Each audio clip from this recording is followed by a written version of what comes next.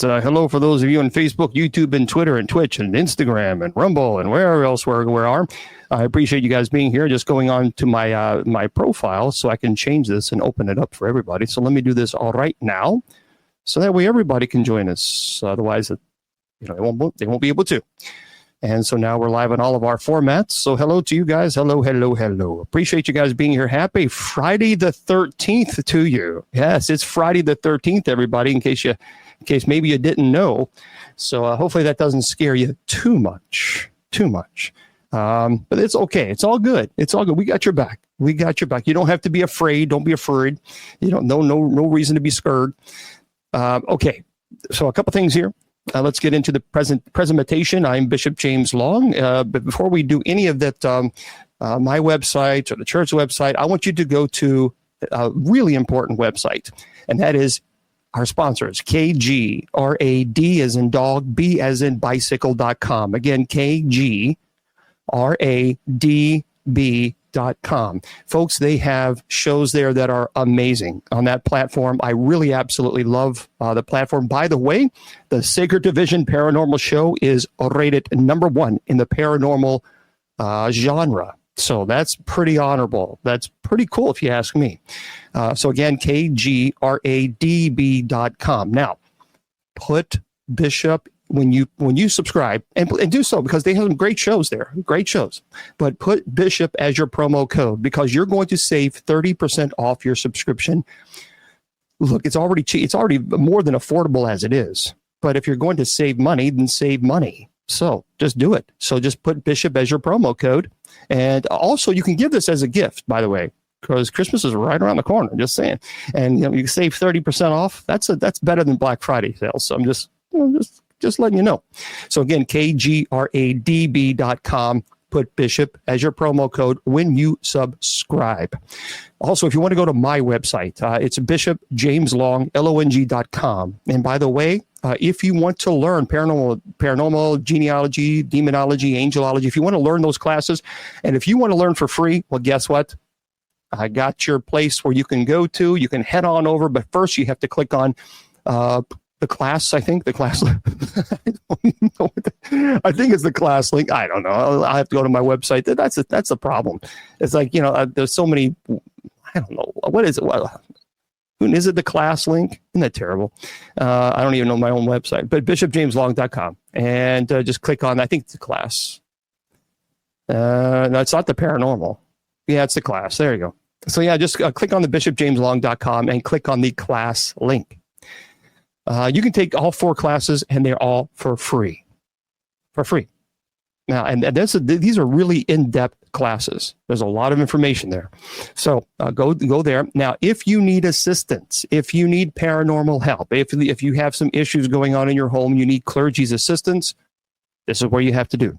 You have to go to bishopjameslong.com and click on the paranormal link. If you do that, you will find the Society of St. Benedict. And you just simply, there's a little contact the Society of St. Benedict email.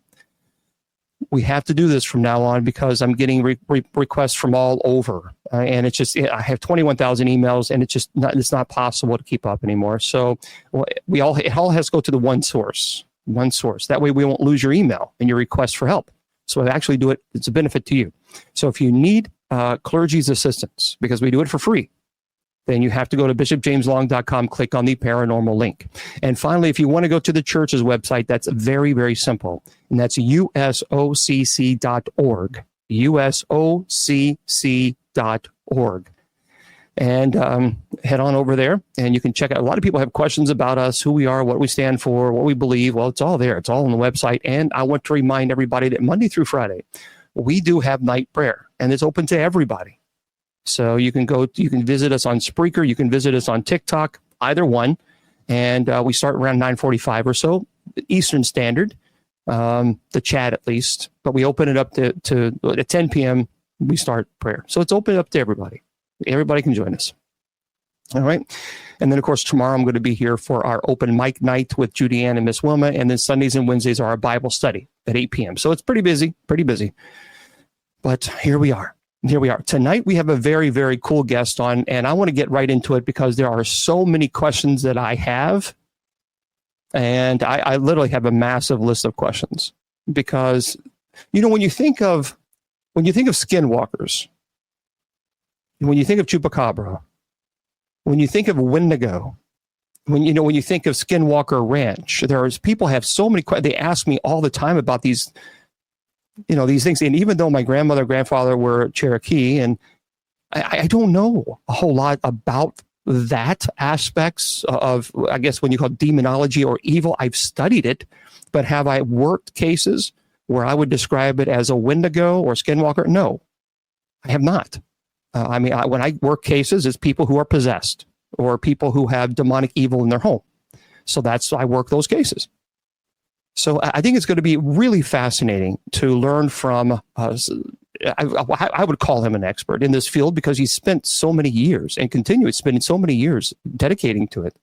And we're going to talk to him in just a second. By the way, our guest tonight is author Stanley Milford. Stanley Milford Jr. Now, he is a prominent figure known for his unique experiences as a Navajo ranger and his investigations into the paranormal. And I want to thank Mr. Producer, Bill, for putting this together. He was born and raised in Oklahoma. He has a rich heritage that includes both Navajo and Cherokee ancestry. So Milford's career as a Navajo ranger spanned over 23 years, during which he was involved in various law enforcement duties, search and rescue operations, and the protection of archaeological sites within the expansive Navajo Nation. Very cool. Now, in 2000, Milford and his colleague, Jonathan Dover, were assigned to investigate unusual occurrences reported by residents, including sightings of Bigfoot, UFOs, and other supernatural phenomena. Now, these investigations not only challenged his understanding of the world, but also deepened his connection to Navajo culture and traditions. So Milford's experiences are documented in his book, which you have to pick up, The Paranormal Ranger, a Navajo's Investigators Search for the Unexplained. I have purchased the book. The book is phenomenal. It really is I love the way it breaks everything down. And I talked to him earlier today about certain chapters that I definitely wanted to talk about. Now, the book, of course, talks about his personal accounts with Navajo creation stories, offering readers a glimpse into the intersection of traditional beliefs and modern paranormal investigations. And Milford's insight into the paranormal, they're really shaped, I think, in my opinion, but not only mine, but I think they're shaped by his unique position as both a law enforcement officer, which we give him props and kudos to that, and a member of the Navajo community, allowing him to navigate the complexities of cultural beliefs while addressing the mysteries of the unexplained. Now, from my understanding, he does live in New Mexico, where he continues to share his stories and knowledge through writing and public speaking engagements. So without further ado, we're going to bring on our special guest. So hello there, Stanley. How are you? Hello. Can you hear me? I can hear you just fine. How are you doing? Great. Yeah, I'm doing really well. Glad to be here. Well, thank you. I do appreciate your willingness to jump on and chat with us. I know that you're busy, sure. And we definitely want to talk about your book because it like I spoke to you earlier today. Your book is phenomenal. Thank you. I appreciate that. And what I love about it is that it's not, sometimes when you read books that perhaps maybe are alien, no pun intended, to as far as the subject that people perhaps are beginning to learn. They're just, they're just learners. They're the beginning stages, but it's relatable. And I also think that it's powerful is from your own experience as well. And your background, it talks about your mixed heritage. Can you let's talk about this. And we're going to talk, and folks, we are going to talk to him about these UFOs, these UAPs that's going on right now. We're going to talk to our special guest, but that's going to be later on.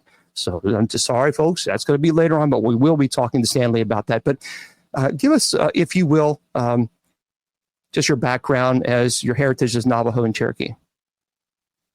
Well, my mother had met my father when he had left the reservation and he'd come out to Oklahoma to go to college. He was pursuing his teaching degree at Northeastern State University. At that time, it was a college, and it's located in Tahlequah, Oklahoma, that is where my mother was from. So he went out to college out there, and he ended up meeting my mother, and they ended up coming back to the Navajo reservation later and starting a family. I have an older sister, Deborah, who is about 5 years older than me. And so my first home, I was born on the Navajo reservation in a little town called Fort Defiance, Arizona. And so within about 2 years, though, my mother and father began having marital problems, and they separated. And my mother took me and my older sister back to Oklahoma. So we were raised truly in Oklahoma, going to school, going from grade school and junior high into high school till I graduated high school. And so I grew up there, but my father would fly me and my sister back out to the Navajo reservation. We would fly from Tulsa to Albuquerque, New Mexico each summer during our school break, and we'd spend time on the Navajo reservation.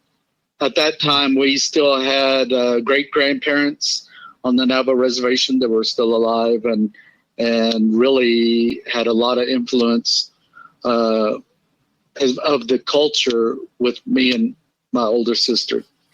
And so we spent time with a large family of aunts and uncles and cousins on the Navajo reservation, which I had the same thing in Oklahoma. I had a very large family, and but it was kind of between those two locations growing up.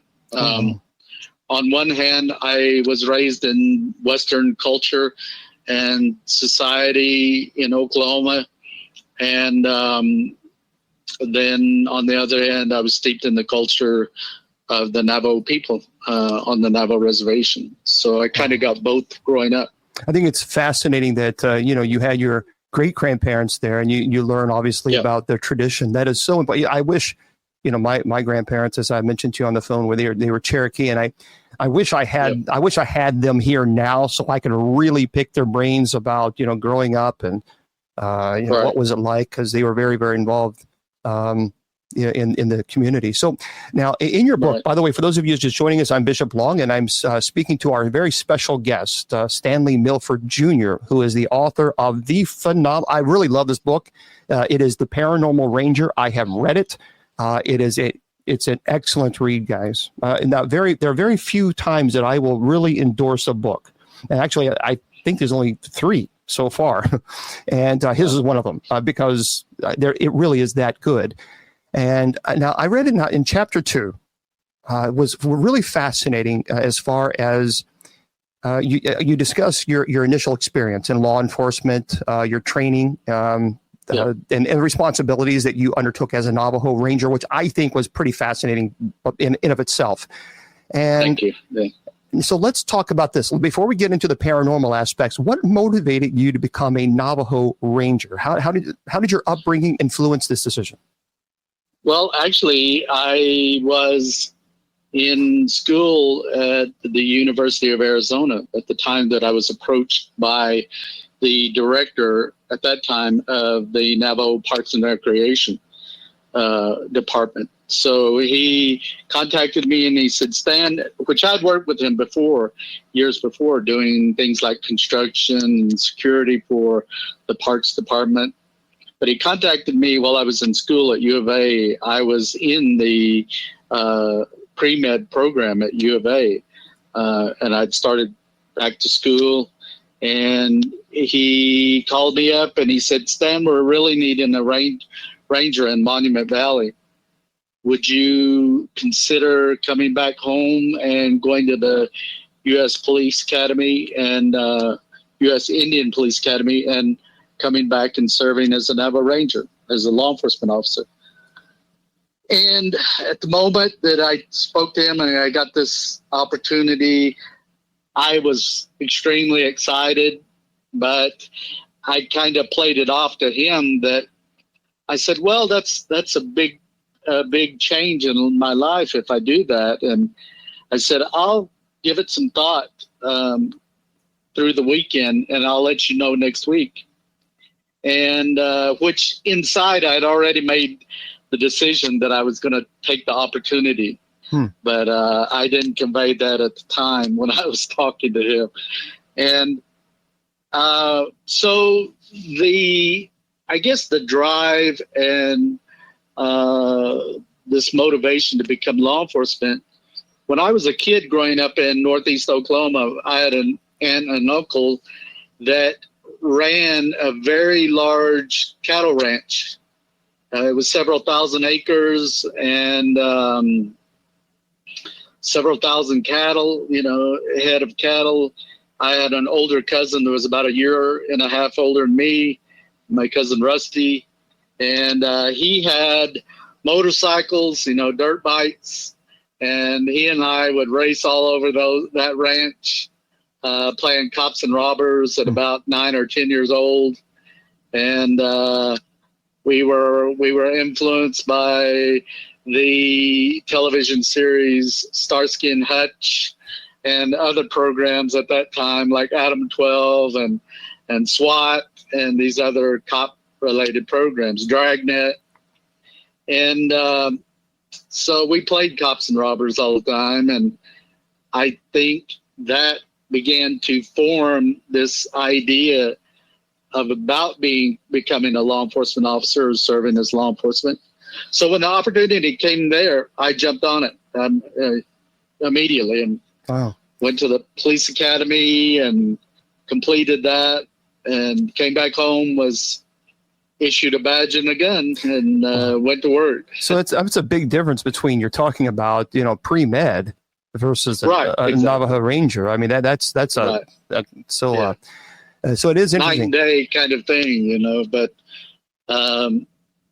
I don't know. I think at the time that I was going to school and went to school for pre-med, I was still looking for what it is that I wanted to do for the rest of my life. And I was really just going through the motions, I think.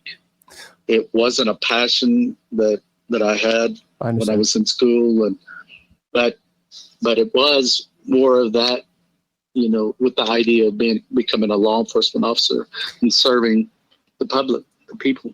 And of course, you did that for quite some time. What was it? I read 23 years. Is that correct? 23 years, starting out from a Ranger recruit and Ranger sergeant.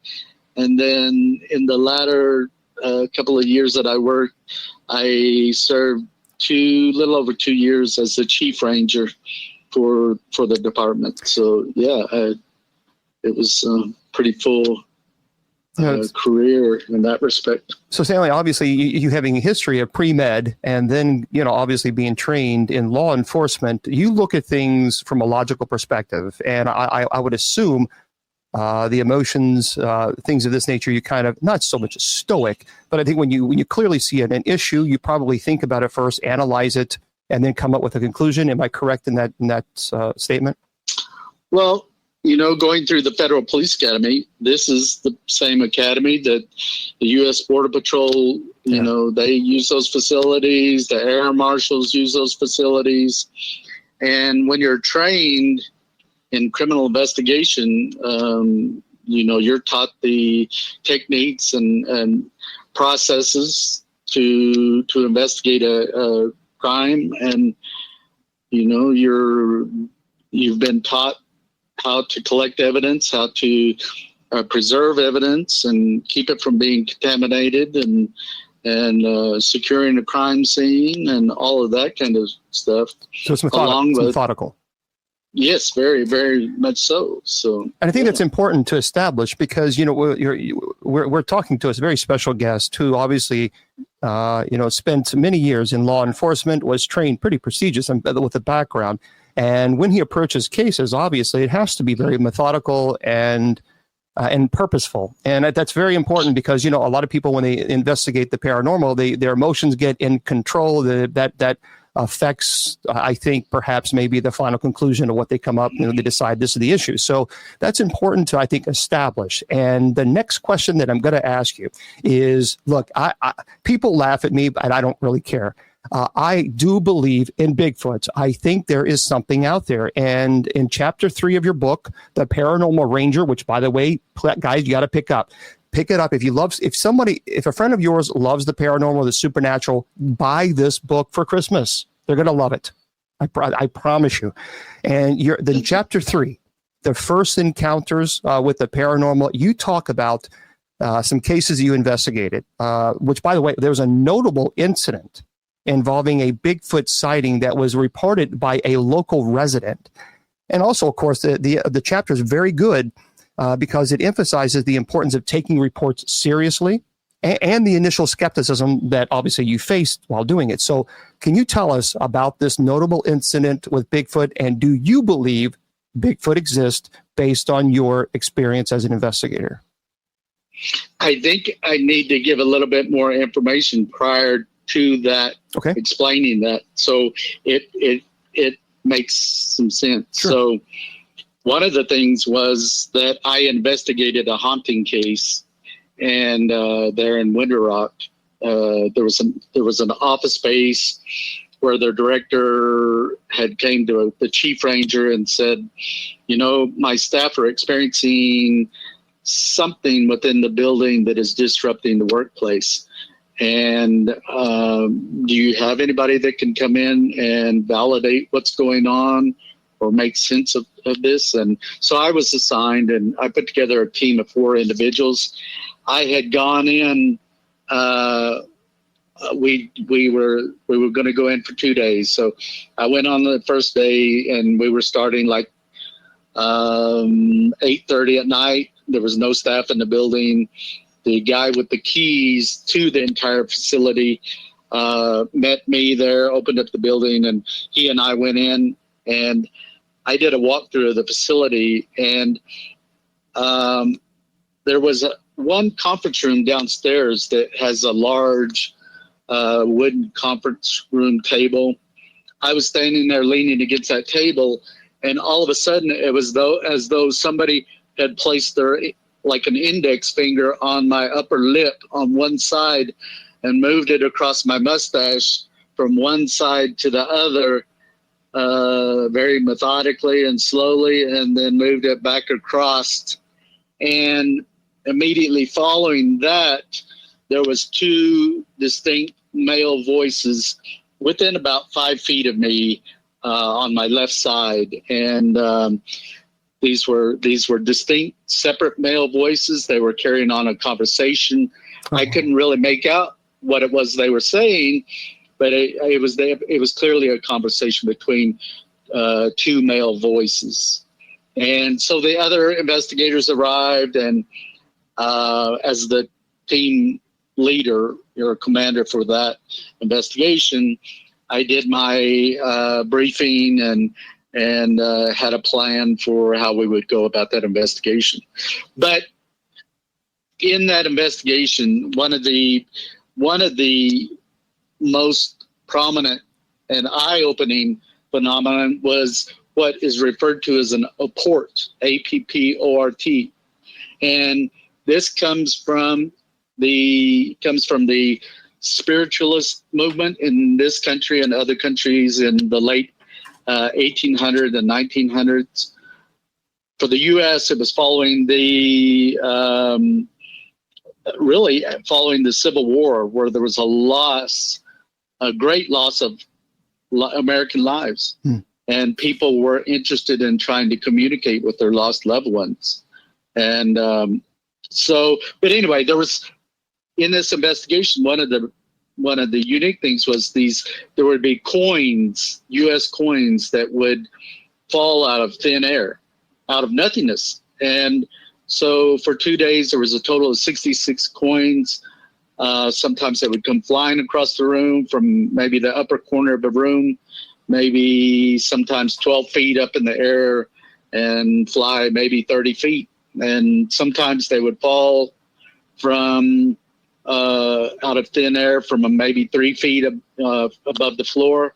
And I witnessed at least 10 of those coins fall out of thin air. And that phenomenon right there, witnessing that, really began to create this foundation for how I looked at the paranormal, in that John and I later came to the realization that a lot of these phenomenon, whether it's Bigfoot or UFOs or the haunting related things, or even the witchcraft stuff, there's a commonality of other dimension, that these things are existing in other planes of existence. They'll come into our physical world and they will make themselves known, and we'll witness these things. We'll witness the evidence, sometimes collect evidence, and then all of a sudden it's back on the other side.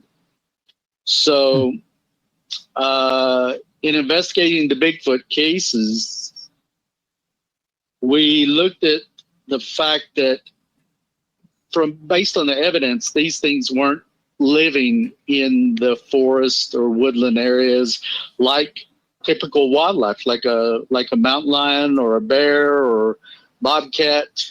There wasn't the evidence of these Bigfoot living out there like that, and so we come to the conclusion that these things are coming into our world from some other place of existence.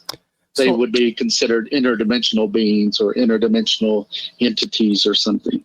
So I'm just trying to picture this. So you are an agent, law enforcement agent. You obviously are trained in investigation, and now you're seeing money just dropping from the air out of nowhere. Now, what's going on? I mean, really, Monstar in the chat says, "I wish money would actually fly at me." But what on earth are you thinking? So you see money, coins. First of all, do you still have the coins? And what are you thinking when you see these coins just drop right from midair, right in front of you? Well, for me, I had other paranormal experiences growing up, and so I knew there was phenomenon and things that would occur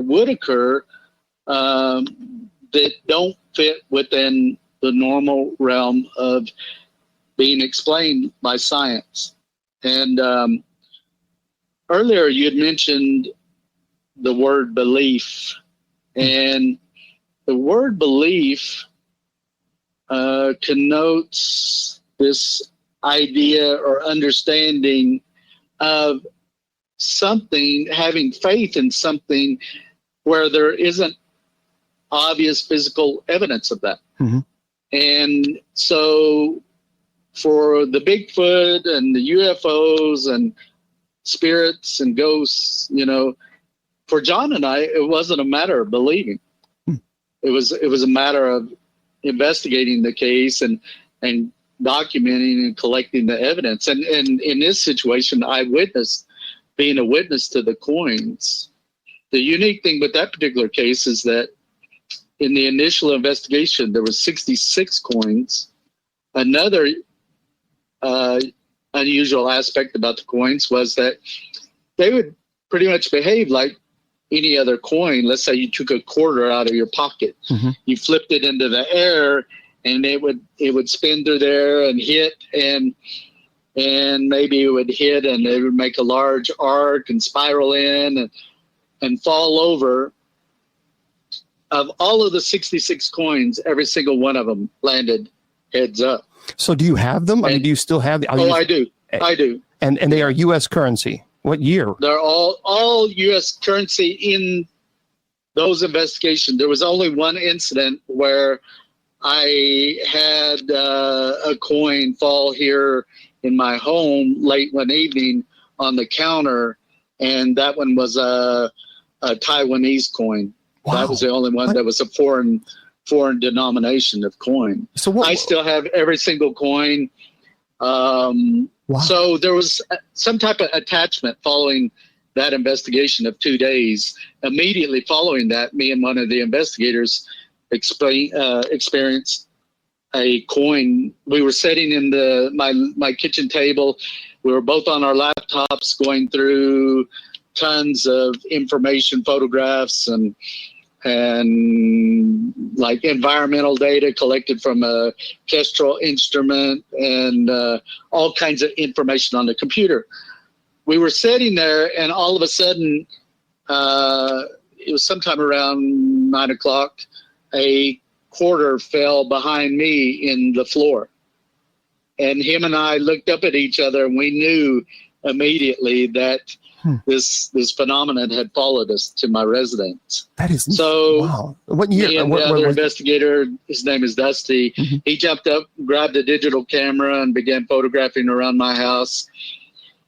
I came in, and I was sitting on my couch in my living room, and he had gone into my bedroom, and he was taking pictures. He had just come out the threshold of my bedroom door, and 5 coins rained down over the top of his head, between his head and the ceiling, and fell on the floor. And so, yeah, we knew that the phenomenon part of the phenomenon had followed us to my residence. Okay. For those of you just tuning in, so I'm Bishop Long. I'm interviewing our special guest, Stanley Milford Jr., who is the author of The Paranormal Ranger. He spent 23 years in law enforcement. Obviously has a background, pretty prestigious background in his training. He has obviously investigated the paranormal. So, guys, if you have not purchased the book, The Paranormal Ranger, you need to do so. You can go on Amazon and purchase them as quickly as you can. It really is a phenomenal book. I've read it. Now, I got to ask you, the coins, because then we'll move on. But was there anything as far as a common denominator regarding the coins? Was there a particular year? I mean, did they have was that like if they all were 1920 coins or 1930 coins? Perhaps maybe we can come up with some type of reason or explanation for that. Myself, and even John, looked at the coins. We tried analyzing them from the standpoint of the metallurgy, what the coins are made up of, the metals, the years. There was no sequence in the years, except there was a high number of what is known as a wheat cent penny, a Lincoln penny. Mm-hmm. There was maybe 7 of those, I believe, in the total of the coins. But you're talking about nickels, pennies, dimes, and quarters. One of the most notable things with the coins is that they would every single one of them would land heads up. So from a point of statistics and probability, that's not normal. That's not going to happen naturally. Sure. If you took a coin and you and I sat here and flipped it into the air, however many times we flipped it in the air and it landed, half of it would be heads up and about half of it would be tails. That's just the normal process and or nature to a coin.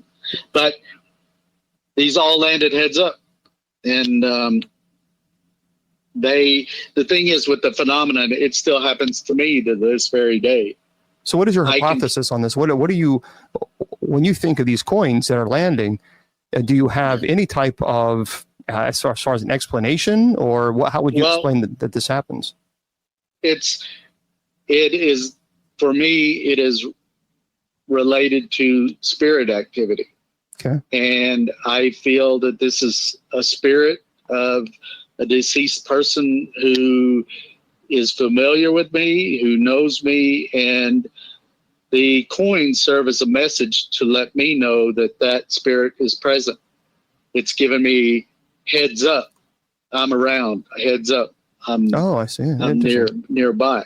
And in native and indigenous cultures, you have spirit animals that are quite commonly seen and are a part of people's lives to give message. It can be a message of caution, be careful, or it can be a message of, it can be someone's passing or something to be careful of. So I think it's simply spirit letting me know, heads up, I'm around. Well, and I tell you what, it happens. I'm sorry. it happens quite often. I mean, Wow. I recently did a presentation at a public library within a couple of hours of here in Farmington, New Mexico. And when I did, one of the other investigators that assisted me on that particular case, he came up to see the presentation that I did. Well, while he was around, there was a total of 25 coins there and about that happened while he was around, him and I. Well, my mom passed away in 2014. So at any time, if she wants to send me the Morgan silver dollars, anytime she can go ahead and do it. I give you permission. I tell you, if one lands right here, that's it. We're done. So, but you know, it just, when you have that type of experience, it's pretty fascinating. Well, let's get into, so let me ask you, based on, because I touched briefly on Bigfoot. So based on the investigations and the incident that involved a Bigfoot, is there any, as far as conclusive evidence, that you would stand by and say, yep, based on my investigation, I truly accept or believe that Bigfoot does exist? In some of the investigations, I collected, foot track evidence with casts and photographs of tracks and impressions of this thing. Sometimes John and I would follow these tracks for miles, and in that we would see where these tracks would begin, and we would see where these tracks usually end. Okay. And that also led to this formulation of the idea or theory that these things are interdimensional. They were either being placed here, or they have the ability to manifest and cross over and be here on within our atmosphere physically, and then at some point they'll cross back over. So you accept the existence of Bigfoot? Well, I've also witnessed this thing twice. Oh. This thing that people call Bigfoot. It was, as it's commonly described, something larger than a man, maybe in the realm of 8 to 10 foot tall, covered in hair, very robust in its build. And so I've witnessed it twice. Okay. In two separate incidents. So I've seen it. I know that it exists. I've witnessed it. And so, yeah. That's fascinating. It does exist. Yeah. Well, for those of you who are just joining us on Bishop Long, we're talking to our special guest author, Stanley Milford Jr., who is the author of The Paranormal Ranger. Now, in chapter 4, I get asked this all the time. And one of the big issues is skinwalkers. So you actually delve into cultural significance of skinwalkers in the Navajo tradition, even recounting your personal experience and community stories that illustrate the fear and the fascination that's surrounding these shapeshifters. So, Stanley, can you please tell us, first of all, how would you define what is a Wendigo, what is a skinwalker, what is a shapeshifter? Are they all are they all the same? Are they demons? How would you classify them? Well, I think that based on the investigations John and I have done, and also the historical side of what people refer to as a skinwalker in relation to Navajo, the Navajo tribe, Navajo culture, is that these are human people that are practicing witchcraft, black witchcraft, very similar to what you see when in references to Satanism or the practice of worshiping Satan. So these individuals will be practicing certain ceremonies and rituals, and in order to gain the ability and power to change from human form into that of an animal form. And so I was told long ago, like hundreds of years ago, the Navajo used this ability to change form as a tool of war. So when the Navajos were at war with the Spanish and the Mexicans and the Utes and Apache tribes, the Navajos would use this ability to change form to travel great distances almost instantaneously, and to use that in effect against their enemies. But today it's primarily a means of in relation to black witchcraft. There's no good use of changing form like that today. It's only done to harm others and affect others in a negative sense. But the people that practice that, there's an extremely high price to pay for that ability to change form like that. So some people have asked me, are Wendigos werewolves? And I don't know how, if you would like to respond to that. I wouldn't know the answer to that. You know, the Wendigo is a entity or creature or spirit that is a part of one of the or several northern tribes that are up in the northern United States and into the First Nations peoples in Canada. Mm-hmm. So I can't really speak in great detail to that, because I am very limited in my knowledge of that. But I do feel, based on what I do know, that these are another entity that is also based within something that could be termed evil or very negative energy. And again, these are entities that inflict harm and death on other peoples. And but you also hear a number of related terms. You mentioned werewolves, and in its relation to lycanthropy, or, you know, if you go to Europe today, in certain countries, werewolves are very real. It's not just something that's on the movie screen or, you know, a fictional being. It's something that is real to certain cultures in Europe, and something to be feared.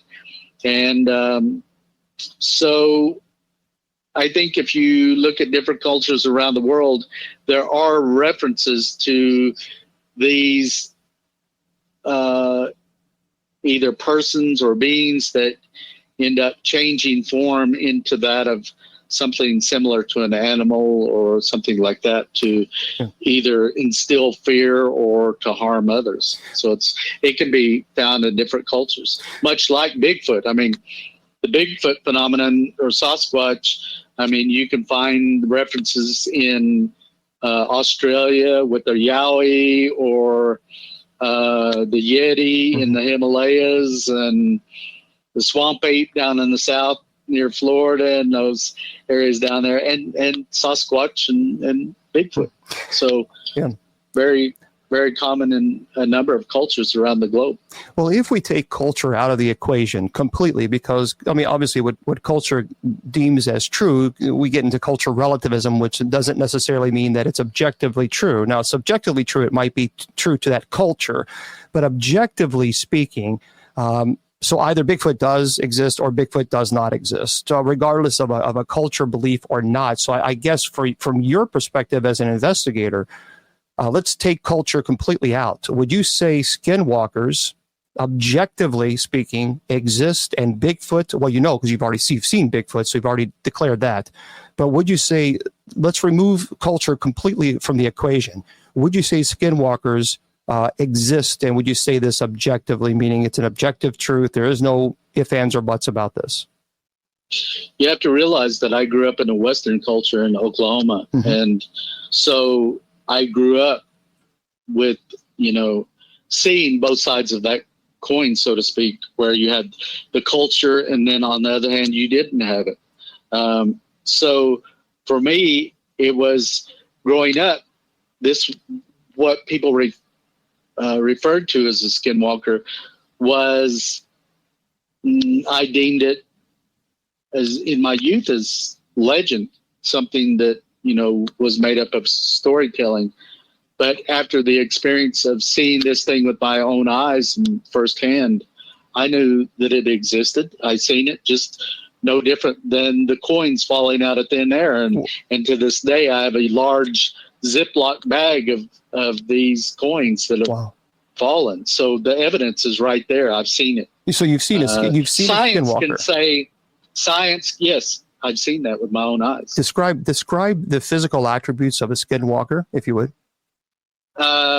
In the form that I seen of this entity, it was running on all fours.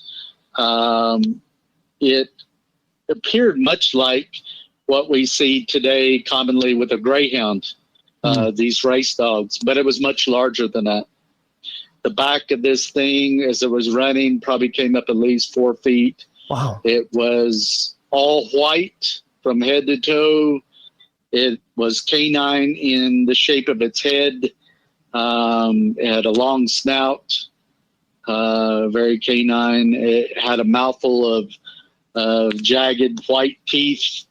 And one thing very unique about it that I'll never forget is its eyes were the color of like what you can commonly see when you go to the movie theater and there's an exit sign and it's that bright orange fluorescent color. Mm-hmm. Its eyes were like that. And it's these eyes of this thing were like they were self-illuminated. They were glowing very intensely. And I ended up locking eyes with this thing at one point. And again, it's something I'll never forget. So did this creature have hair or was it hairless? I couldn't really say one way or the other if it was hairless mm-hmm. or it didn't appear that it had, a whole lot of hair. If it did, wow. Not that it was shaggy or something similar to the Bigfoot that I seen. Its appearance did look very shaggy in what I seen with that. So it sounds like what you're describing anyway. is what we would, well, I guess what I would describe perhaps maybe as a werewolf. Well, it was in a very similar form to what is classically depicted in motion pictures as a werewolf. Okay. Yeah. Well, again, for those of you just tuning in, speaking to our special guest, author Stanley Milford Jr., who is the author of the Paranormal Ranger book, which you definitely need to make sure you pick up. So let me ask you this, and we're going to talk about the UAPs in just a second. All these drones that's all over New Jersey. It's driving me crazy all over the United States. We'll talk about that in just a second with our special guest, because remember, 23 years in special law enforcement. We're going to definitely pick his brain about that. But in your book, The Paranormal Ranger, you recount various cases that you have investigated. I've got to ask you then, which case stands out to you the most, as far as perhaps maybe the most frightening, and the case that you just definitely want to let us know about? Well, both John and I, growing up, were very spiritual, even as children. Where I grew up in Northeast Oklahoma, at times I'd disappear into the woods, even be out there after dark. And I wasn't afraid to be out there. I think I always, put those things of fear into the hands of the Creator. And same as when I was working SWAT detail, pretty much my whole career. You know, there was times I was shot at, you know, and you're not focused on the fear of being killed or being shot. You're focusing on the mission at hand, and you're putting your safety and, you know, in the hands of the Creator, and you choose to do that job. So John and I were both SWAT commanders for our department, and I think we adapted that mindset to do the work in the paranormal without this idea of fear. You know, there was a case where in this one investigation in the investigator's home where when I was there, I had just walked into his kitchen and he was like 2 feet behind me, and in front of me, a 12-inch butcher knife flew out of you know, the wooden block that holds all your cutlery, your knives. It flew out of that block and flew about 8 foot and went through a grapefruit. Wow. Right through that grapefruit, right in front of me, within about 2 feet in front of me. And of course, the homeowner was very distraught and upset. And I pulled him aside and I calmed him down. And I told him, obviously, if this entity, whatever this energy is, wanted to hurt us, it could do that quite easily. But it hasn't done that. So anyway, yeah, a lot of times things like that would happen, and I wouldn't give into that fear. I just simply wouldn't, and John wouldn't either during our investigations. So what you said, what was that the one incident that you would say is the one that really perhaps maybe startled you a little bit, or is there any case that kind of got under your skin? I think the one that had the greatest impact was the haunting case with the coins. Simply because the coins still happen around me to this very day, and it doesn't matter. You know, I've had it happen throughout the United States, and when I've traveled to Scotland, it happened, and Canada, and so it can happen anywhere, and out of the blue. I'm not usually. It's the furthest thing from my mind, paranormal, when the coins happen. So I think that was the greatest. That one, and there was a case involving an elderly man, elderly Navajo man who witnessed a UFO and extraterrestrial beings in and around his home. Oh, wow. And I think that one, you know, hearing what was conveyed by this elderly Navajo man really was very poignant and very really amazing investigation. So, well, that's that. So, okay, let's get into the. First of all, let me ask you about the Skinwalker Ranch. Is there any particular? Well, do you think there's any validity to this whole Skinwalker Ranch? What do you have an opinion on that? Well, one thing is that people often ask about these gateways and hotspots and things, and sure, you have places like Sedona, and you have places like Vernal, Utah, or Skinwalker Ranch that, you know, John and I were allowed to explore that ranch at one time, and there were certain areas within that entire compound or facility where you could feel an unusual and abnormal energy for that location. And John and I, having worked these cases over the years, I don't know if we develop a sensitivity to the paranormal, but today I can go into a residence or building and I can tell if there's an energy presence there, and whether it's negative or positive energy or neutral even. But my gut instinct over the years has developed to the point where, I can. And there was definitely something within that compound that was unusual in the Skinwalker Ranch. All right, so let's get into this conversation because obviously I think everybody is aware of these UAPs, these drones that's flying around. Here's what I'm really deeply troubled by, Stanley, is that, so, the United States, we last year in 2023, we spent $823 billion with a B billion dollars on defense. $823 billion. Now, I have a major problem with us spending that type of money on defense, and then the Pentagon comes on television, the official spokesperson, and says, well, we don't know what they are. We don't know where they're coming from. We don't know where they're landing. See, that's a problem for me.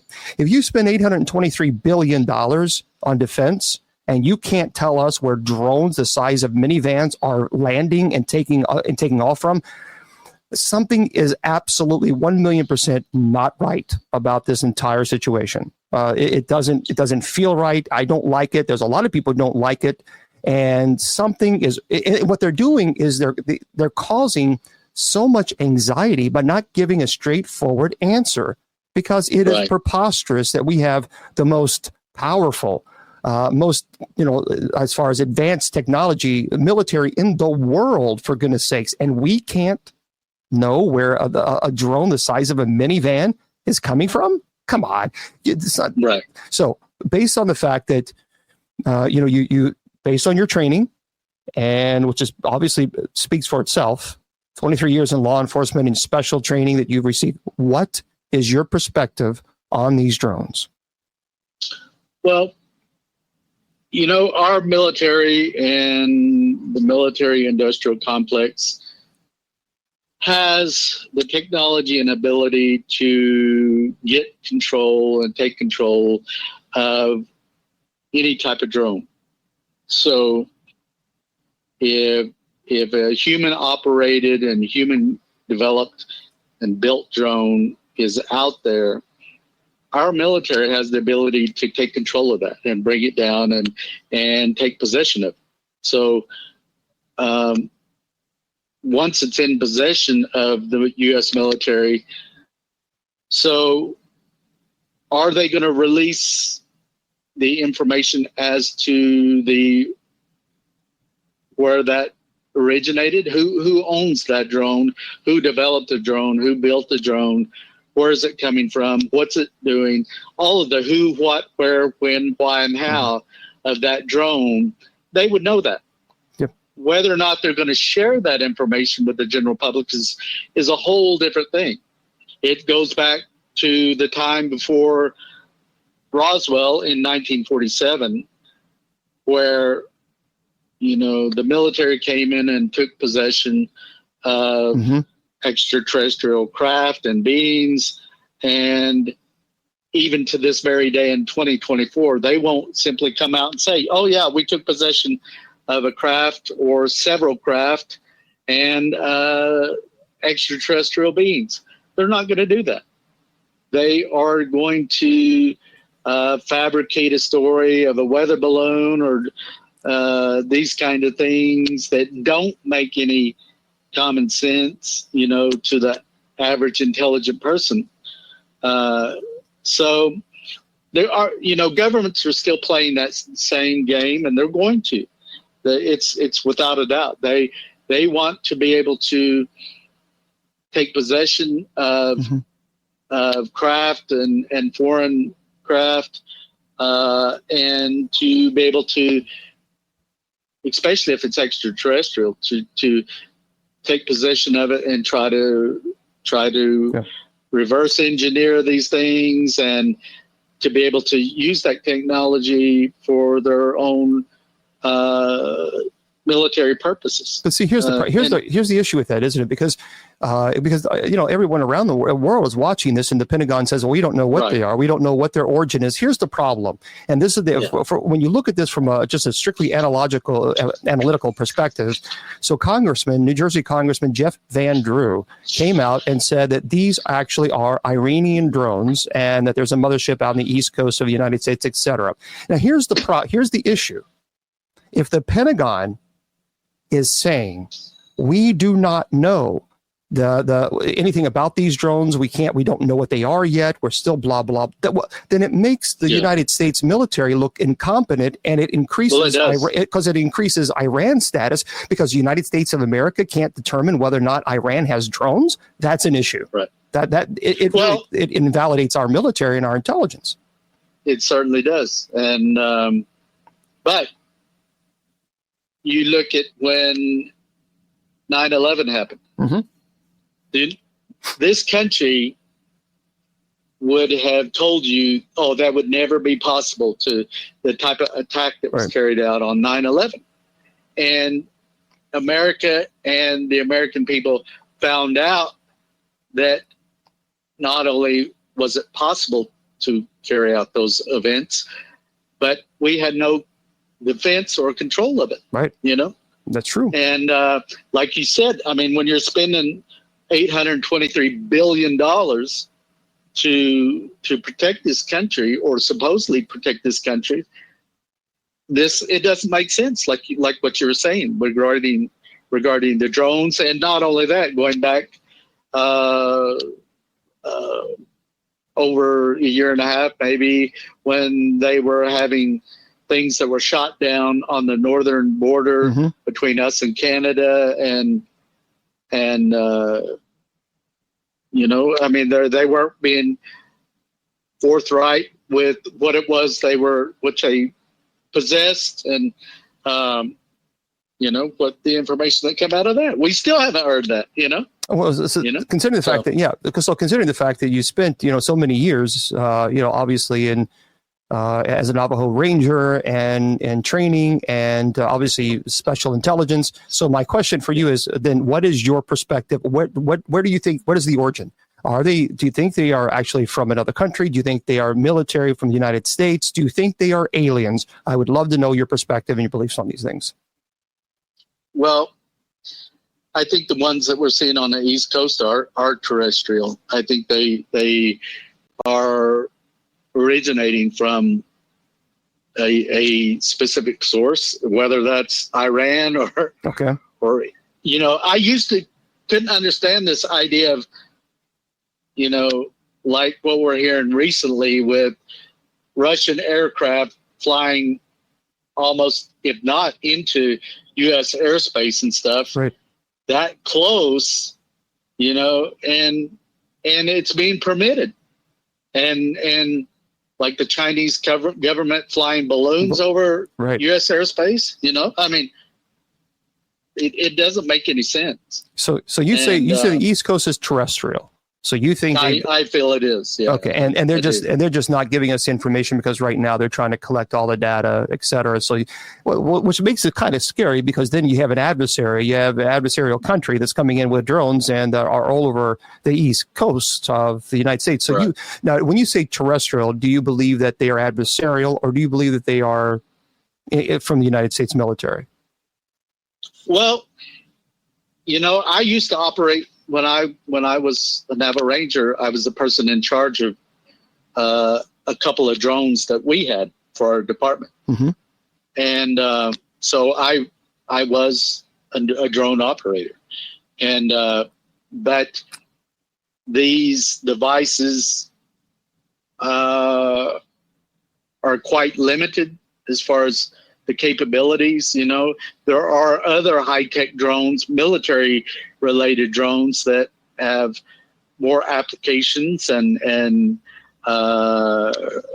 flight range and flight times and things like that, where civilian-related drones typically are very limited as far as the flight times and that kind of thing.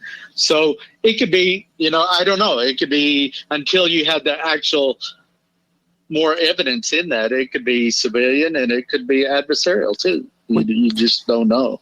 Which, by the way, there was in the images that I've seen, I tend to think that these are drones, and they are you know, somebody in that region, because unless you're operating a military drone, you know, where the U.S. has the capability of having an operator here in the United States flying a drone that is operational let's say in the Middle East. Yeah. And but civilian wise, that would be, you would be kind of pushing it to be doing that kind of thing. So now, from my understanding, there was a drone that apparently had crashed, but it was not. I think they've already determined that was a civilian drone. So they've already, from my understanding, that's a report that an Indian report news outlet is reporting. So the thing is if it's United States military, then the United States military, and the Pentagon is not doing a very good job, because now they're going to have to come back and cover up their lies. Because in fact, if it is United States military drones and the Pentagon is saying we have no idea what their origins are, well, now they're going to have to explain the lie.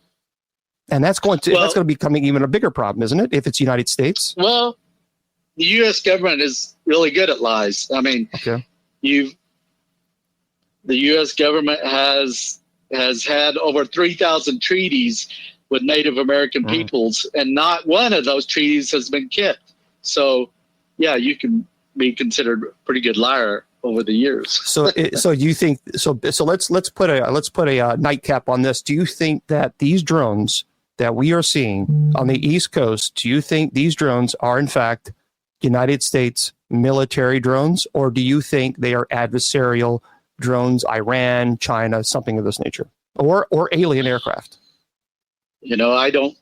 I myself don't have enough information to make that determination. I can't make that call because it could be one or the other. And, it could be civilian. It could be somebody within, there's private entities today that fly drones and people that are creating drones and building drones that could be flying these kind of things. It could be privately owned. But if they're privately owned, the United States military would be able to determine that, you would think. Well, you would think, yeah. Yeah. You would think. So let me ask you, besides the coin incident, getting back to your book, again, I'm speaking to our special guest, author Stanley Milford Jr., who is the author of The Paranormal Ranger, which you definitely need to go pick up, everybody. It's a fantastic book. Can you share a specific incident where you witnessed something that just defied explanation besides the coins? Because obviously the coins, that's pretty big. The coins are just flopping, out of thin air. That's pretty impressive in and of itself. But is there any other incident that you witnessed that just defied all explanation? Well, I think in one of the, like I said, I witnessed the Bigfoot twice. Mm-hmm. And in one of the times, it was during the time when I would be driving back from my workplace at Monument Valley back home to Sawmill, Arizona, which really was about 3.5 hour drive, maybe 4 hour drive, depending on the weather and conditions. So I was passing through an area that is known as Salee. There's a lake there called Wheatfields Lake. This is a high elevation area. It's heavily forested with Ponderosa pine trees. That these things are very tall trees. They can have a big diameter. So it's very forested. But as I was coming through there, in front of me, in front of my patrol unit, there was one of these things that people refer to as Bigfoot that crossed in front of me.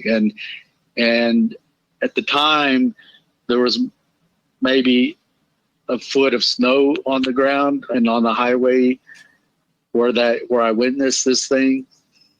It was not a bear. It was not any other type of local wildlife like a elk or deer or horse. I know what I've seen, and I've seen it cross in front of me. And again, it's similar to what you were saying, where your mind and your brain is trying to wrap around what you've just witnessed right in front of you, and it's one of these things that doesn't fit within the normal realms. Sure.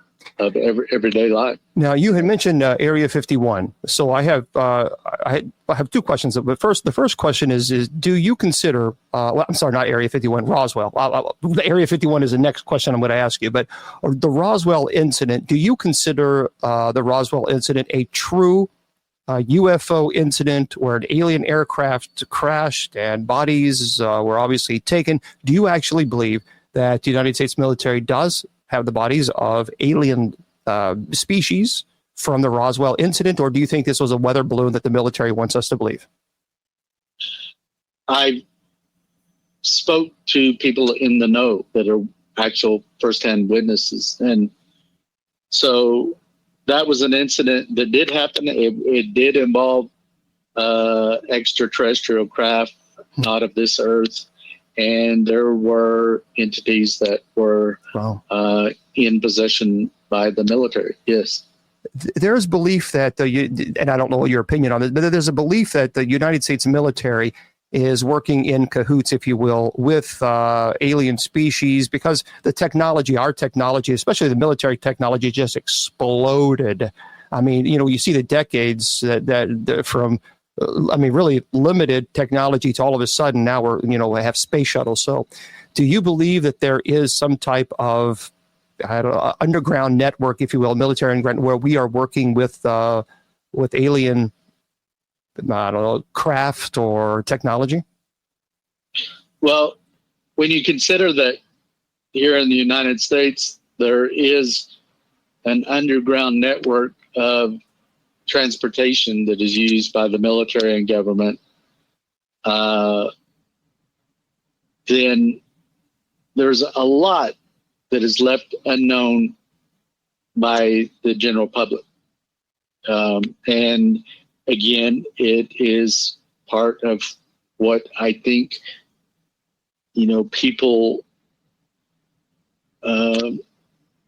people have witnessed bits and pieces of things happening throughout history, and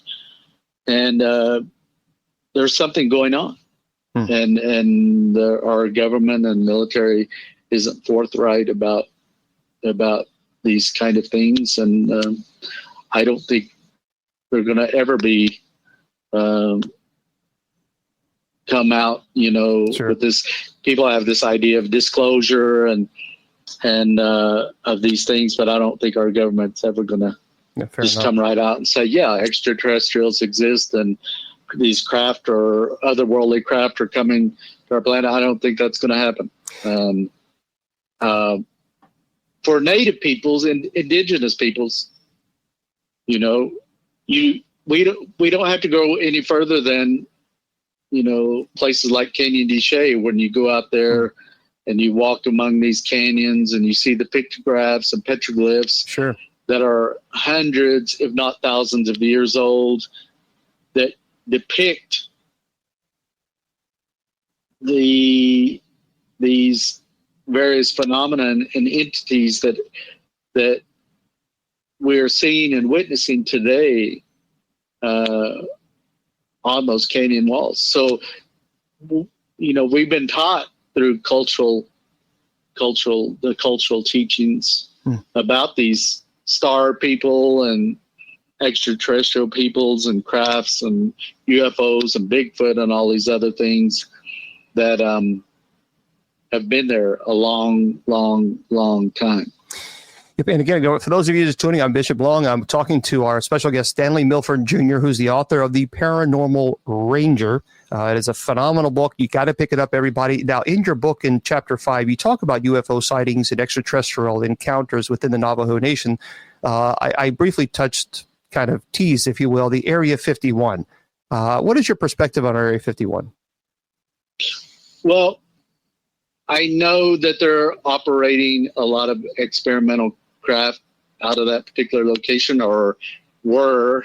In my years of working as a Navajo Ranger, the U.S. military would have training flights that would go over Monument Valley. At one time I was standing on the edge of a canyon that is the northern border of the Navajo reservation, and it was silent in that location, except all of a sudden I started feeling a vibration and rumble in my feet, and lo and behold, I seen a C-130 cargo plane flying up through that canyon. So I was looking down on the top of this plane flying through a canyon. And so I've seen the SR-71 Blackbird fly through Monument Valley, the XS-17, these stealth craft and bombers. And I've seen all of that craft fly through there. So I would dare say that, because really in relation to the Navajo Reservation, the S4 and Area 51, Nellis Air Force Base and Groom Lake isn't that far away from the Navajo Reservation and Monument Valley. And so I think, it would just be a hop, skip, and a jump with certain types of craft. And John and I have seen craft that were not, I would say, is not of this world, flying in and above the Navajo Reservation. Oh, wow. So let me ask you, so do you think then, based on that information, that Area 51 also obviously has military, military, technology, no doubt. But do you think that there are out of this world, as you say, aircraft that's in base in Area 51? Well, if you look at the history of the events, like going back to Roswell in 1947, that there have been a number of incidents where craft have been alleged to have crashed or landed. And I feel, based on the collective of that information, that there have been craft that have been taken possession, and or extraterrestrial entities and biological beings that they are in possession of. So let me ask you this. A lot of people know about the Travis Walton incident. There's a famous movie that was based on this. Have you had the opportunity to review the evidence or the story itself? And what are your thoughts on the Travis Walton incident? I'm good friends with Travis. And over the years, John and I have spoke at a number of different conferences where he's been present. And we were even a guest of his when he put on a conference in and around the Snowflake and Show Low area where that particular event happened. And in my talks with Travis about the subject, there's nothing there to indicate that he's not being forthright. And I feel that he did experience that. And I think that it's like the entity I seen running by the car with the eyes. That's something you'll never, ever forget in your lifetime. Me seeing the thing that people call Bigfoot. That's something I'm never going to forget. Sure. Even if I wanted to erase it from my memory, it's something that's always going to be there. And I do feel that, he had that experience of what's described in his book and in the various media and movies and things of that nature, On Fire in the Sky. Yeah, Fire in the Sky was a movie, fantastic movie, 1993. Yeah. I had the opportunity to speak to him a couple of times, and he absolutely seems 100% credible. His story seems, so I think it's pretty remarkable. Well, let me ask you this, and then we're going to kind of wrap things up. Okay, so we're talking about alien species, aliens that are obviously so far advanced when it's obviously speaking with technology. I mean, they're getting wherever they are from. Let's just say that they're not from the solar system. Perhaps maybe they are. But even if they are out of our solar system, the fact that they're able to get here, they have to be so far advanced when, obviously technologically speaking, I mean, truly, they have to be so far advanced. I mean, it takes, we have, for those of you who know me, I'm a space nerd. I went to space camp when I was a kid. I was like, woohoo, life was great. And it takes 10 years going 42,000 miles per hour on a rocket to get to Jupiter. Right. 10 years. So the fact that we have craft here from alien species, obviously they're so far advanced. What do you think they want? Because clearly, if they wanted the annihilation of the Earth, it would have already been done. So what do you think they want? I think other species come to this planet for its unique resources that it has. And I think they've been coming here since long before man even walked this planet. I mean, if you look at the pictographs and petroglyphs and stuff, there's evidence that these things have been there for a long time. And I think they look at man as a very primitive animal. We're still committing war, and we're looking at these cases today that involve rape of little children. And, we're still very, very primitive as a species. Sure. The fact that we're still committing war and killing little crime, babies and elderly and our Creator gave us common sense and the ability to reason, but we don't do that. We're so caught up with greed, and we're destroying this planet and destroying each other. And I think these species and beings that are so far in advance of us, they're flying by. They don't want to stop here because they're like, holy cow, look at these clowns. What are they doing? And it is ridiculous that we're still, when our Creator gave us the resources and tools to basically have a heaven on earth. We can have enough clean water for every human being, shelters and homes for every living being, enough nutritious food to feed every man, woman, and child on the planet. But we don't choose to do that. We don't do that. No. And it's shameful. It's ridiculous, that we're living this way. Well, first of all, I want to truly, truly thank you so much for your willingness to stay on for a little longer and chat with us. You really have been fantastic. And I encourage every single person out there to do yourself a favor. Make sure you go out and buy the book, The Paranormal Ranger. And we didn't even get to half, even 30 of. I have so many questions, 30%.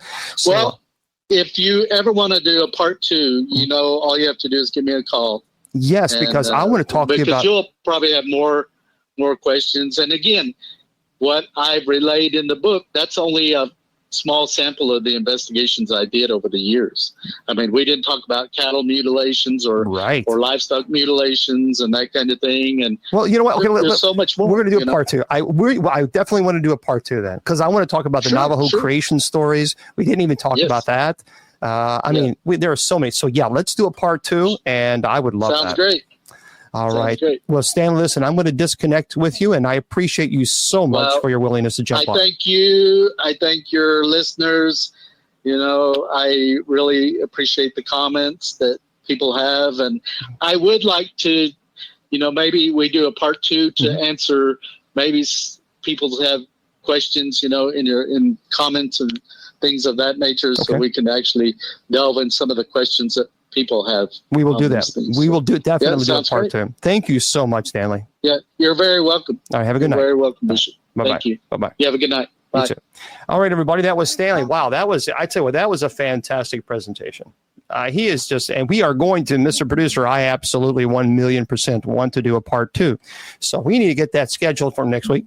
No, I tell you what, I would love to, when they get these drones figured out, we got to bring them back on. We have to bring him back on because then we can kind of have a good conversation about that. And, of course, get into, again, he's right. There are so many. We could easily have a 3-hour conversation and not even touch probably on half of what we need to talk about.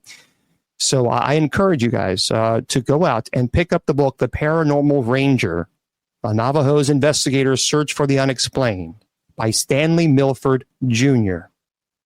That's his name, Stanley Milford Jr. I mean, really, when you look at his memoir, when you look at his training, I mean, this guy is. Yeah, I agree. That's great. Let's do it. Let's do it. Miss Brister is saying we can also bring his partner, Paranormal Ranger John Dover, on. Yes. See, here's the deal. I agree, Judy Ann. Here's the deal. When we have people like this who are trained, I mean, his training speaks for itself. Talk about the paranormal and what he's experienced and what he has seen with his own eyes. This is why I tell you, this is why I do believe that there is a Bigfoot. This is why I do believe that there is alien life. This is why I do believe in the paranormal, because not because I just believe in it, because when you speak to people who obviously like Stanley, with his experience and his training, there are too many people that are experiencing this. There are way too many people. And so a lot of people just want to say, well, it just doesn't exist. Well, but we don't have his training, or at least the majority of us do not have his type of training, his background. And so when you see somebody like with his training, it's pretty. Oh, yeah, I would love to do that. The Monument Valley would be phenomenal. Phenomenal. But yeah, so make sure everybody do yourself a favor and go check out, go get that book, The Paranormal Ranger, the Navajo Investigators Search for the Unexplained. It's by Stanley Milford Jr. Yeah, the coins, Carrie. That's fascinating, isn't it? Awesome, Judy Ann. That would be fantastic. I don't know. Well, see, even in the Roman Catholic Church says it doesn't, believing in alien life doesn't invalidate our faith. Because I think there's something going on. Now, one day I would love to have Travis Walton on. I had the opportunity to speak to him several times. I believe 100% that his story is true. He comes across as very credible, and his story, the Travis Walton story, I tell you what, that's pretty remarkable. But again, for those of you just joining us, we just finished speaking to a very special guest, Stanley Milford Jr., who is the author of The Paranormal Ranger, a Navajo investigator's search for the unexplained. And that's pretty impressive. Pretty impressive. So, good. You went to purchase the book and send it to a family or friend and buy a copy for yourself. It really is a great book. What I love about it, for those of you who don't know, let me just give you basically a rundown. So the chapter, I'm not going to tell you what it's in there because I don't want to ruin it for you, but the chapter 1 is an introduction to his background. And then he talks in the chapter 2, he talks about early career as a ranger. So like he talks about the motivations for joining the force and the skills that develop, which is pretty impressive. And then in chapter 3, he goes into his first encounters with the paranormal. And this is when he talks about a notable incident involving Bigfoot and some other issues as well. In chapter 4, he goes into talking about investigating skinwalkers. So again, that was really amazing. When he was talking about skinwalkers, he saw a skinwalker. And so a lot of people ask me about skinwalkers all the time. Well, you got to go buy his book because in chapter 4, he talks about it. In chapter 5, he goes into UFO sightings and extraterrestrial encounters within the Navajo Nation. And then number 6, we didn't even get to really talk about ghosts and hauntings, the investigations that he does this and the blending beliefs. In chapter 7, he goes into the role of Navajo creation stories, which is really interesting, very insightful. And then, of course, in chapter 8, then he goes into personal reflections and theories. And chapter 9, challenges of investigating the paranormal. And he concludes it on chapter 10, and future perspectives. So it's really great. It's pretty impressive. So anyway, make sure you go pick up the book, The Paranormal Ranger, a Navajo's Investigator's Search for the Unexplained by Stanley Milford Jr. So yeah, we're going to have him on, and his partner, his friend, who is another, of course, investigator, and John Dover is, of course, that's his partner, is a Paranormal Ranger, and have them both on. I think that would be pretty impressive. That would be pretty interesting, just to hear their stories. Because when you understand their background, and you hear how intense the background is and the training and the legitimate training. And then you have people like this, like Stanley and John, his the paranormal partner that he has. You know, the credibility speaks there. Their training speaks for itself. So, yeah, but I tell you what, these, but it is problematic with these drones. It really bothers me. It's really getting on my nerves now. It's probably getting on your nerves too, because I'm so sick and tired of hearing about them. Because what I'm frustrated about is no answers. You know, give me a break that you don't have an answer. Well, listen to this. This is by Joe Ferretra and Bridget Brown. Now, several years ago, I think this was probably about maybe 15 years ago, I saw something very similar to this in Louisville, Kentucky. I witnessed it my own self, and as a matter of fact, I even saw the Louisville Metro Police Department, the helicopter chasing after this. So what happened, it was about 15 years ago, I think. And a friend of mine at the time said, Bishop, you got to go outside right now. You need to look up in the sky. Something's going on.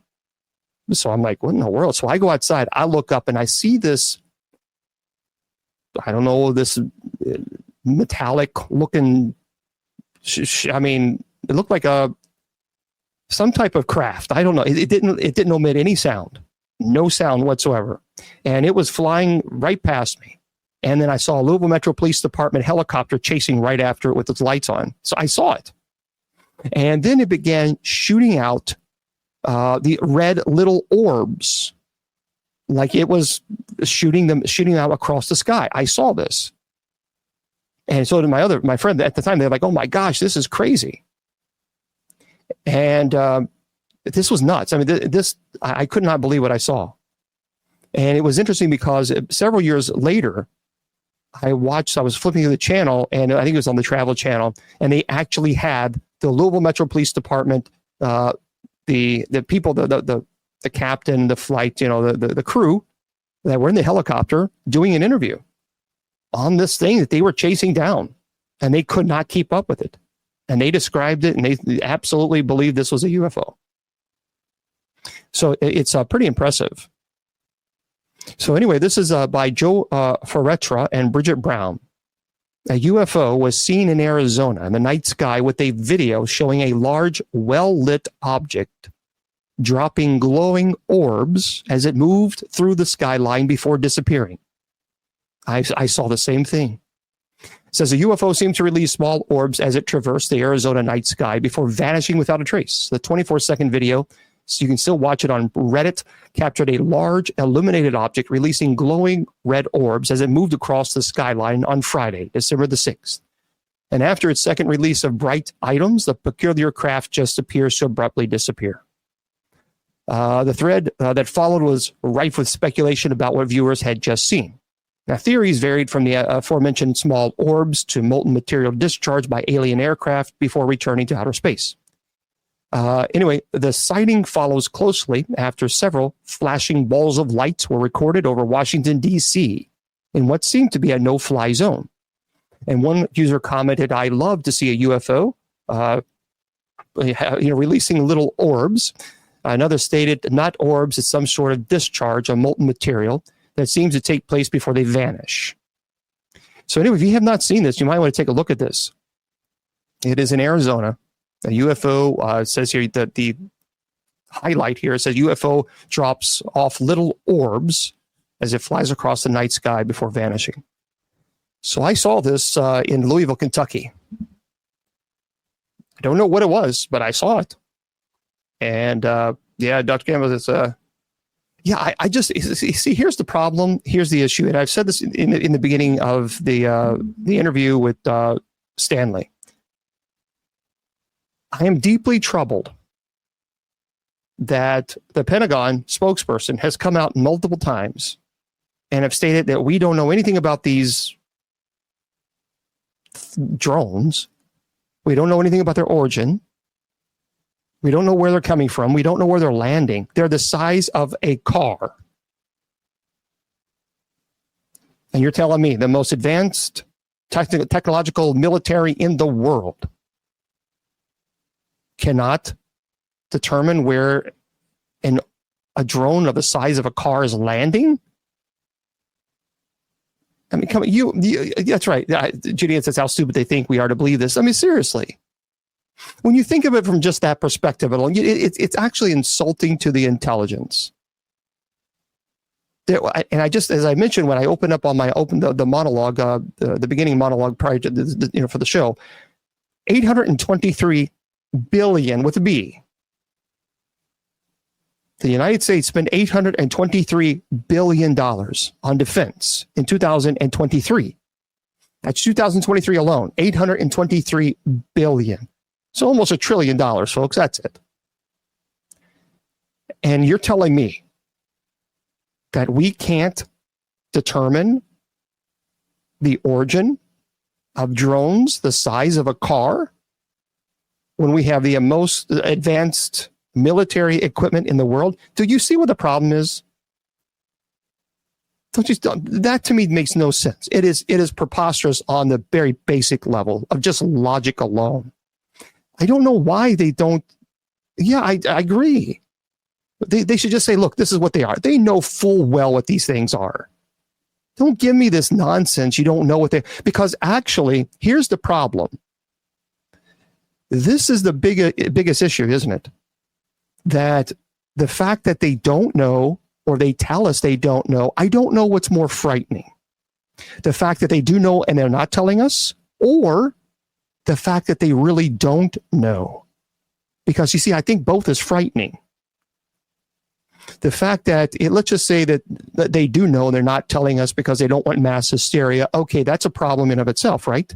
But I think a bigger problem in my idea, in my logic, in my brain, the bigger problem is the fact that if they're telling the truth and they don't know, I do have a bigger problem with that. Considering the fact, how can we, who are the most advanced technological, military equipment, whatever you term, we are the advanced military equipment in the world by far. So then how can these drones be from another country that are inferior, speaking as far as technology speaking, and we can't determine the origins? You see, no. Right. And Mr. British, they're flying over a weapons arsenal, Bedminster, drum call. I mean, really, seriously, I don't know. See, this is what I don't like. And I'm not the type of person, you guys know me by now. I'm not, I don't believe in scare tactics and all this other stuff, but this does bother me. This legitimately bothers me. And it bothers me that for both reasons. Either they do know what it is and they're not telling us because of national security threat, that's scary. Or they truly don't know, and that's scary. Because how can we not know what these things are? Because if we don't know, then what does that tell us? That there is another civilization that is far superior than ours, as far as military speaking. And right now, $823 billion, the amount that we use for our GDP that goes to military far exceeds any other country. I mean, it's not even close. So therefore, to argue that it could be another country and we would not have the ability to determine the origin of that, it makes no sense. How can truly, the most advanced country in the world as far as military not be able to determine an inferior military or technology? That doesn't make sense. That's illogical. So something's going on that I don't like it. And, but I'm truly, you're right. And the FBI has a hotline for reports. Bill says, I don't know. What do you guys think? I'm curious what you guys, can we do a poll? Let's do a poll right now on TikTok, because I'm really curious. So if one of the moderators can do me a poll, what do you think the drones are? And let's just say 3 things: alien, U.S. military, or adversarial. or another country. Let's just say that. Those are the three options. So, because those are the only three it can be. Those are the only three it can be. So, do you think that these drones are U.S. military, alien, or another country? I'm kind of curious. If we can, I don't know if we can do set up a. Let's set up. I'm really be curious about what TikTok has to say. So let's if we can set up one of those things there. Well, I know everybody's saying, but I can't see. Okay, I can't say. Okay, I can't mark it down. That's why I want to do a poll, because otherwise I won't be able to know which one is leading. There's no way. That's why we got to do a poll. So I don't know if someone is doing a poll. I can try to. Yeah, I know. Bill is setting up a poll. There it is, right there, everybody. So if you're on TikTok, we have a poll right there. Right there. There's the poll. I want you to click on that and let's find out what TikTok has to say. So again, what do you think the drones? What are they? Are they military, foreign country, or alien? So we're going to find out right now. They're voting on TikTok, and we will let you guys know. I want to know. Because it really is, it's irritating to me. And I want to thank also TikTok for 138,000 likes. Guys, thank you so very much. I appreciate all of you very, very much for being here. So thank you. Yeah, I think they know. I mean, I think, come on. I think the Pentagon knows. But, I mean, because I really think, and see, here's the deal. It's not just, there's a lot of people who are angry. They even had the hearing on this. And there are members of Congress that are furious at this because they don't have answers, apparently. All right. So right now on TikTok, 103 votes are in. What do you think the drones are? 52% says U.S. military. 23% is saying foreign country. 24% say it's aliens. Wow. So the majority, more than half, is saying that it's the U.S. military. And then it's, of course, aliens is next, and another foreign country is, thank you for putting up the poll. Yeah, so over half of the folks polled on TikTok said it is for the United States military. I think there, Kimberly. But see, that's the problem. Then they're going to have to, the Pentagon is going to have a lot to answer for. And I guarantee you that if it does come out that these drones are from the United States military, then let me tell you something. I will guarantee you that Pentagon officials are going to be summoned to Congress on the Hill, and they're going to have to testify in front of Congress. Because a lot of congressmen, a lot of senators are very angry right now because they don't have answers. And so they're going to put them in the hot seat under oath, and I guarantee that's going to happen. You watch. If this is, well, because we have spent we're spending $823 billion in the defense just in 2023, in 1 year. The taxpayers of this country has paid $823 billion in defense in 2023. The Pentagon is saying, we don't know what they are. We have no clue. We have no idea what they are. So I guarantee if we find out later that this is United States military equipment, they're going to be summoned to Congress, because there's going to be a lot of congressmen saying, you lied. You misled the American people. We gave you $823 billion, and you're sitting there and you're lying to us, telling us all along that this wasn't U.S. military. You had no idea what they are. I mean, you knew the whole time. Come on. Now, of course, they're going to be called up. They're going to be called up to the Hill. So this is the problem. This is the issue, and they know this. They're very smart people in the defense, in the Pentagon. Very, very brilliant people. So they're not going to lead. They're not going to lead themselves into a precarious situation where they have to testify under oath to Congress about why they lied by saying they had no idea what the origins of these drones were.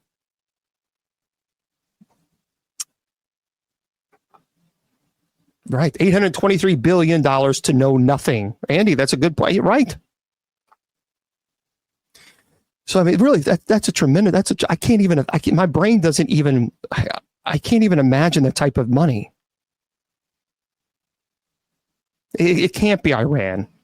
See, and I heard a senator recently say that the problem is if it is Iran, and the Pentagon is saying we have no idea of its origin, then that tells us that Iran's technology exceeds that of the U.S. military and special intelligence. Because if it is true that we don't know its origins, and if it is true that they are Iranian, then that tells us that the Iranians now have advanced technology that exceeds our intelligence. That's a problem. That is a huge issue. You see, that's the problem, isn't it? So when you look at it from that logic, that's a big problem, especially when we spend so much of our GDP into defense. And then you have Iran that doesn't even compare as far as its military to the United States. There's no comparison. There's no comparison. So now Iran has military equipment in which we can't determine its origin. No, that's a problem. And it's true that China perhaps maybe sold them to Iran. We don't know. Well, eventually we're going to find out. But they need to do this soon because this is really frustrating a lot of people, and understandably so. North Korea. No, guys. North Korea, I don't think we need to worry about. Yeah, North Korea still uses animals to pull, equipment behind, and just to be able to farm. North Korea is so poor, is extremely poor. No, I just certainly don't consider this to be North Korea. But anyway, we'll see. We'll see. Hopefully this time next week, when we come back on air, we'll have some type of answers. Something. But I don't know. We're going to end with this. Listen to this. Everybody's been talking to me about this. So let me just address this because we have to address it. This is by Jen Mills. And this is a very interesting article. The Vatican is going to open 5 sacred portals for once in a quarter century ritual. All right, let me explain, folks. People keep asking me about this. So it says here in the article, Pope Francis is preparing to unbrick and open 5 sacred portals, symbolizing the doorway to salvation. People are like, oh my gosh, what are they doing? What are they doing? It's opening the tomb of Lucifer, folks. They do this every 25 years. They do it. It's the Jubilee year. It is the Jubilee year, folks. This is not new. They've been doing this since the 14th century. So I'm here to kind of quelch this nonsense. People going online, scaring everybody. Now all of a sudden they're experts in Roman Catholicism. I mean, think about it. There are people going all over social media. Oh my gosh, this is what they're doing. And now they act like they're experts in Roman Catholicism. This happens, and it's happened since the 14th century. Every Jubilee year, every 25 years, they do this. So, all right, but this is a little different. So the doors are open once every 25 years. But this year, for the first time, one of the doors will be opened in a prison as a, quote, a sign inviting prisoners to look to the future with hope. The Pope said in his bull of indiction announcing this year's ceremony. The tradition dates back to 1300, which is the 14th century, and the door opening themselves follow a ritual that's carried out in 1423. They mark Jubilee years as a concept dating back to the Old Testament where sinners could see their sins forgiven. 2025 is one such year. So if you got something this author says on your mind, it could be a good time to confess. The doors in the basilicas have been bricked up from the inside. The walls will be taken down before the Pope walks through them to symbolize the beginning of the Holy Year. and they will remain open all year for pilgrims to pass through until the Jubilee finishes on January 6th, 2026. The Pope will then be the last person to walk back through before closing them, and they will be sealed up once again. That's it. That's it. There you go, folks. That's that's the story. And now you know the rest of the story. That's it. There's no conspiracy. They're not releasing Lucifer from the tomb. It's just silliness that people are doing for clickbait so you can click on it and you can make a buck. And I just told you the truth and it cost you nothing. So now you know the real truth. Okay, for those of you who are on Spreaker, I'm going to say goodnight to you guys. It goes too fast, doesn't it? It goes way too fast. I want to remind everybody that we're going to come right back on air in about an hour or so. We'll be on Spreaker for our night prayer. Tonight, we start at 9:45 p.m. on Spreaker, and we'll start on TikTok. We have night prayer tonight, and we start with you guys at 9:50 p.m. Eastern. And we start officially at 10 p.m. Well, thank you. Tomorrow, we're going to be here as well. And we're going to be here at 8 p.m. Eastern Standard Time. It's open mic night. We just chill. Spreaker is just strictly audio. It's Spreaker. But you can watch it here. So at 9:50, we'll come on. So tomorrow, we'll be here at 8 o'clock, 8 p.m. Eastern Standard Time. We will be here for open mic night. So Judy Ann will be on, Miss Wilma will be on. Maybe we'll talk about these drones and see what they think. And looking forward to it. And hopefully you are as well. TikTok, stay with me for just a minute. So remember, my friends, I tell you all the time, your value does not decrease based on some troll's inability or refusal to see your worth. You are priceless, and never let any troll tell you or convince you otherwise. So Facebook, YouTube, Twitter, Twitch, Instagram, and KGRDB Radio. Good night.